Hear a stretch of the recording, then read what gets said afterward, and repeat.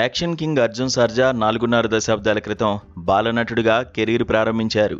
బేసికల్గా karate fighter అయిన అర్జున్ తన కెరీర్ ప్రారంభంలోనే దానికి సంబంధించిన విన్యాసాలన్నీ సిల్వర్ స్క్రీన్ మీద చూపించారు. దశాబ్దాలు గడిచినా ఇంకా అదే ఫిట్నెస్తో యాక్షన్ సినిమాలు చేస్తూనే ఉన్నారు. అలా ఆయనకు నచ్చిన ఆ జోనర్లో వచ్చిన సినిమానే బ్లాస్ట్ జోన్. ప్రముఖ నిర్మాణ సంస్థ ఏజీఎస్ ఎంటర్టైన్మెంట్స్ సుభాష్ కె రాజు దర్శకత్వంలో నిర్మించిన ఈ సినిమాను గురువారం తెలుగులో సితారా ఎంటర్టైన్మెంట్స్ రిలీజ్ చేసింది.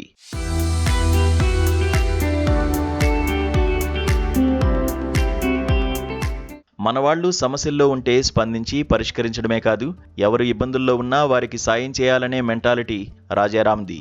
అతను కరాటే ట్రైనర్. చిత్రం ఏమంటే, యుక్త వయసులో తనను కరాటే పోటీలో ఓడించిన నీలవేణి అనే అమ్మాయినే అతను పెళ్లి చేసుకుంటాడు. వారి కూతురు నీల. ఆమెను కూడా తన ఆదర్శాలకు తగ్గట్టుగా పెంచి పెద్ద చేస్తాడు రాజారాం. అతనికో తమ్ముడు. అతను మెడికల్ షాప్ నడుపుతుంటాడు. ఈ నలుగురు ఉన్న చిన్న కుటుంబం ఒకసారి ఊహించని విధంగా కష్టాల్లో చిక్కుకుంటుంది. టెక్సాస్ మైనింగ్ కంపెనీ అధినేత వరుణ్ దయాలన్ 7,000 కోట్ల ప్రాజెక్ట్ ఒకటి ప్లాన్ చేస్తాడు. దాన్ని తనకు కట్టబెడితే మంత్రికి 1,000 కోట్ల లంచం ఇస్తానంటాడు. ఈ ప్రాజెక్ట్ చేజిక్కించుకునే యత్నంలో వరుణ్ దయాలన్ ఎంతటి హింసకైనా పాల్పడుతుంటాడు.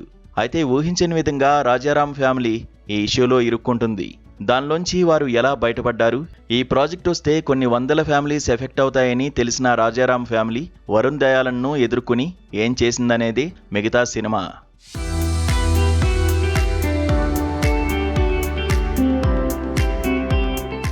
నిజానికి కథగా చూస్తే కొత్తదనం లేదు.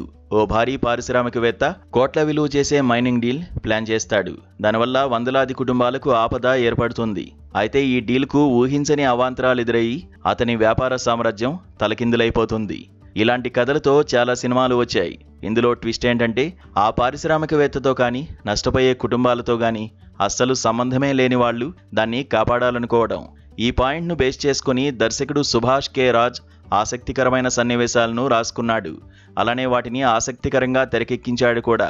మహిళలు తమ కాళ్ల మీద తాము నిలబడాలి, ఆర్థికంగా స్థిరపడాలి, ఎలాంటి కష్టం వచ్చినా తమ సమస్యను తామే పరిష్కరించుకోవాలి అనేది ఈ సినిమాలోని కోర్ పాయింట్. అలాంటి భావనతో తన కూతురును పెంచిన ఓ వ్యక్తి ఊహించని విధంగా ఎదురైన అవాంతరాలను కుటుంబ సభ్యులందరి సాయంతో ఎలా అధిగమించాడు అనేది అసలు కథ. ఇలాంటి యాక్షన్ ప్యాక్డ్ మూవీస్ను చూసేటప్పుడు బుర్రను ఇంటి దగ్గరే ఫ్రిడ్జ్లో పెట్టేయాలి.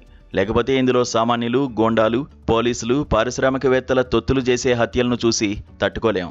వాటి వెనుక ఉండే రీజన్స్ వెతకడం మొదలెడితే బుర్ర హీటెక్కిపోతుంది. కాకపోతే సినిమా అంటేనే కల్పిత గాథ కాబట్టి జనాలు లాజిక్స్ గురించి పట్టించుకోవడం మానేశారు. ఇవాళ వాళ్ళు కోరుకునేది ఒక్కటే, సినిమా ప్రారంభం నుంచి ముగింపు వరకు ఎంగేజింగ్గా ఉందా లేదా అనేదే. ఆ రకంగా చూస్తే ఇది బ్లాస్ట్ ప్రేక్షకులను ఎంగేజింగ్గా ఉంచే సినిమానే. తర్వాత ఏం జరుగుతుందనే ఆసక్తి ప్రేక్షకుల్లో కలిగేలా దర్శకుడు సుభాష్ చేశాడు.